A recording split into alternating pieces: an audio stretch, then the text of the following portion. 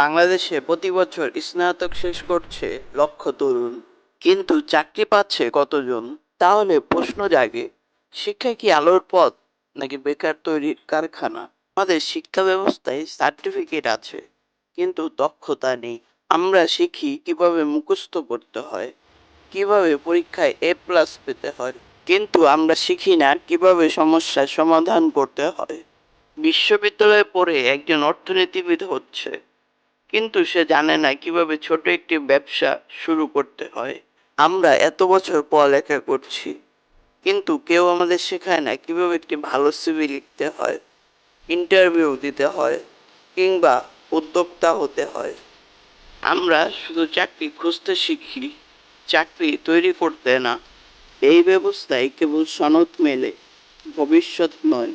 আজ সময় এসেছে প্রশ্ন করার, এই শিক্ষা আমাকে কি দিচ্ছে?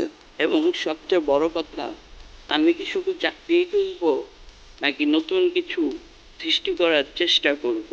শিক্ষা মানে কেবল পরীক্ষা পাস নয়, শিক্ষা মানে নিজেকে গড়ার, সমাজকে বদলানোর হাতিয়ার।